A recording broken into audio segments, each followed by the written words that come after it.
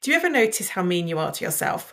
Like you'll have a hard day and the voice in your head is just vicious. What's wrong with you? Why can't you do this? Everyone else manages. Why are you failing? I've been catching myself doing that a lot lately. And it made me think about an old Cherokee parable about two wolves. And the story basically goes like this. You've got two wolves inside you. One wolf is the wolf of love, compassion, kindness, peace. And the other is the wolf of anger, hate, resentment, self-criticism. So they're kind of like the polar opposites. And you know, in the story, I think it's a woman that's telling the story, and someone asks her, "How do you how do you stop the wolf of hate taking over and beating the other one?" And the answer is, it's the one that I feed the most. So, you know, when we're out there and we're choosing which wolf to feed, do we choose to feed the wolf of hate and anger and resentment, or do you choose to feed the wolf of love and compassion and kindness? So I'm going to talk a little bit about wolves today, feeding it, and how we can relate that back to self-compassion, self-understanding, and globally to the world as well. So yeah, we have two wolves inside us, and that's okay. I think often what happens is we try to be very virtuous and we try to pretend, in a sense, that we don't have that wolf inside us. Yeah, so we will like almost try and push away that wolf of hate, like we don't have it. But when we start to accept that we have both, then we can kind of work with them and know that we are human. We have a capacity for love and hate, for light and for shadow, and we have all of those things going on within us. And that allows us to then make a more conscious choice because we're bringing both out into the open. And that makes us stronger. So when we're looking at those two wolves, there's lots of different ways in which we can look at it. So I want to talk about how we look at their wolves towards ourselves, okay? Because when we do something wrong, or we take longer to do something, or we get overwhelmed and we're struggling, we go into a negative self-talk spiral. You're not good enough, you're failing, you can't do this, why are you so useless? And those things come up quite often. And what we're actually essentially doing is we're feeding the wolf of hate. We are saying to it, it's okay to speak like this. It's okay. This is becoming stronger and stronger and stronger within us. So we are making that wolf stronger. So like for me, when I find things hard, or if I can forget something, so I can do, and I know I've talked about having ADHD before, but I can get everything right apart from one thing, and I forget one thing, and then it's like, I can't believe I'm so stupid. When actually I've not been really stupid. I've just had holding a lot and I've forgotten one out of a very long list of things.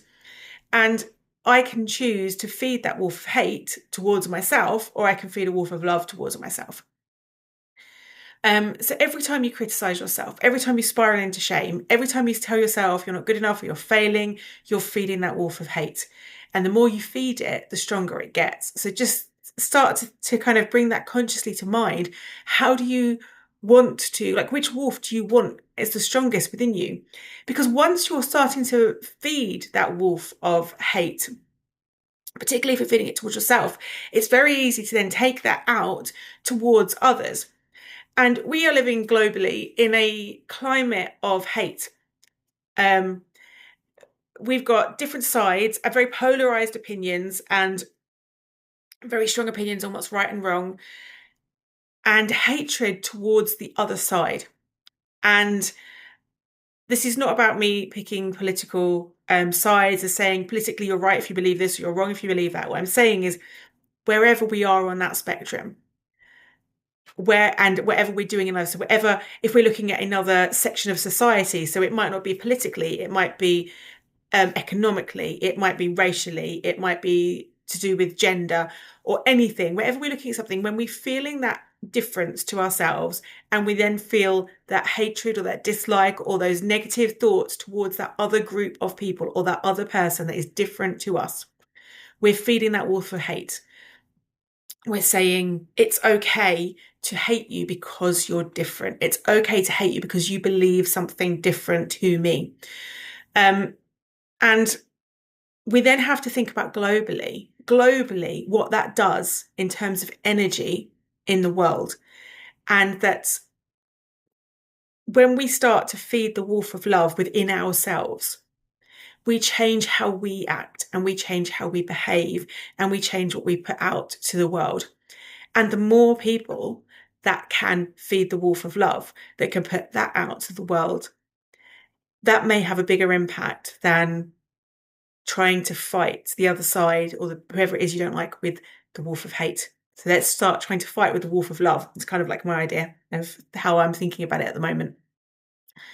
And I just want to tie this all into oneness, because, obviously I bring a lot of Buddhist principles into it, and the idea, and it's very much something I believe, that we are all one. We all come from one, and everything that happens in one area of the world or by one person, it actually is a part of us that is doing that action.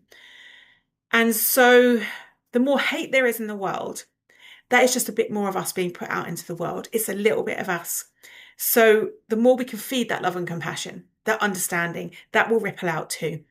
So the wolf you're feeding, and it's so important to remember this, because we think, oh, well, it's just what's going on inside me. But the more you can feed that wolf of love, the more you will impact others. So it starts with the people around you. You start to show them that feeding love is a better option, and they start to feed more love, and it ripples out and it ripples out and it ripples out. So every time you feed that wolf of love within yourself, there's no selfishness going on there. It's something that could impact the rest of the world. So that it's just a way of looking at those two wolves within you and thinking about how you can choose. Do you choose love or do you choose hate? And sometimes we don't realize we're choosing hate when we are. So every time you meet someone and you notice a difference, and you might say something, they're not like me, because even if we're not directly hating on them, we're looking for the difference. We're looking for the problem. We're looking for the division. And so essentially we're feeding the wolf of hate. When we can meet someone and we can say, this is what I share, this is our common humanity, that's when we start to feed the wolf of love even more, and we connect more, and we accept more, and we build a stronger foundation for everything. So how do we actually choose which wolf to feed? Because that can be a bit of a battle. And really it just starts with awareness. It's like everything. We need to be aware. So whatever we're doing, we can ask ourselves, what wolf am I feeding right now? Who is getting my energy?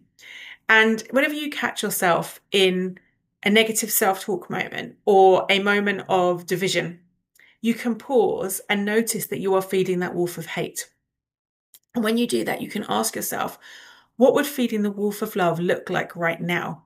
So if we're talking about ourselves, would it be self-compassion? Would it be understanding? Would it be acceptance? And when we're talking about other people, would it be spotting the common connection, having compassion and understanding for that other person, and not looking for any difference, any issues?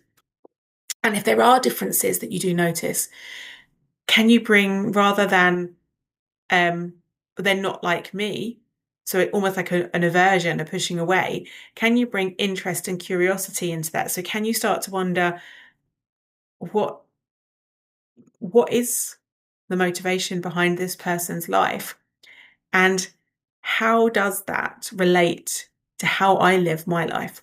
Because even when we see people that we very strongly disagree with, there's still an element of what they bring to the picture that you are bringing to your story as well, that there is a connection.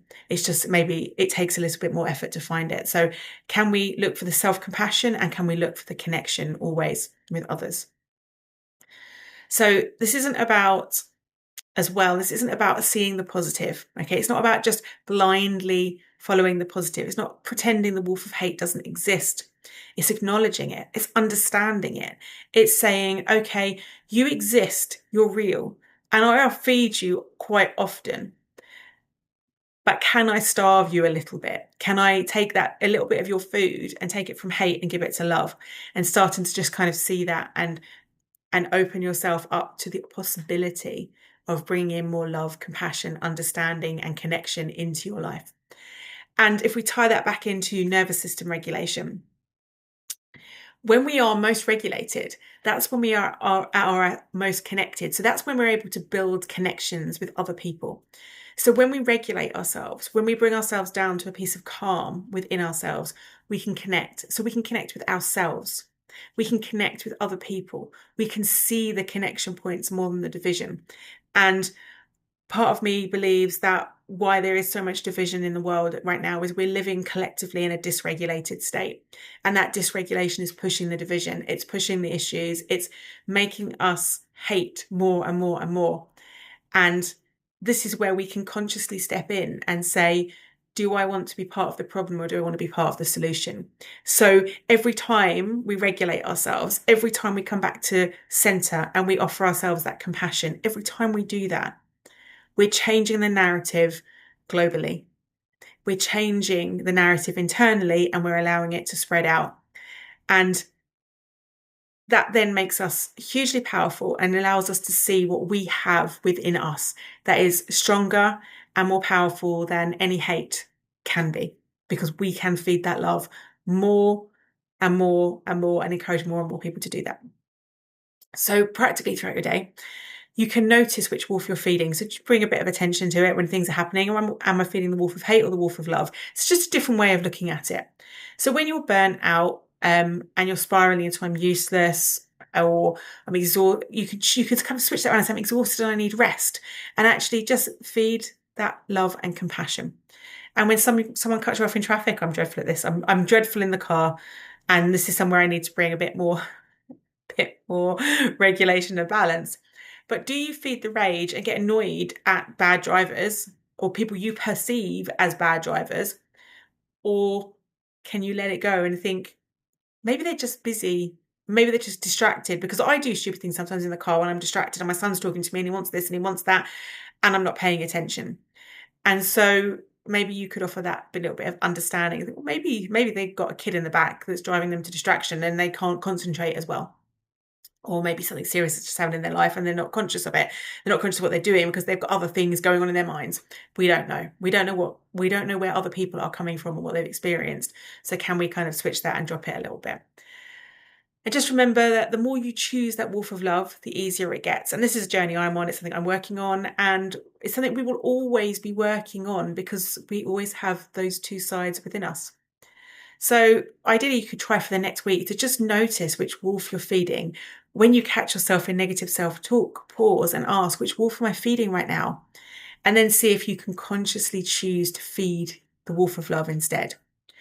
And if this resonated with you, I'd love to hear your thoughts in the comments, or remember to like and subscribe so you get more of my content and more videos here. Or if you would like to go deeper and to connect with me more, then come and join my free community on School. I will drop the link below and I would love to have you on the inside.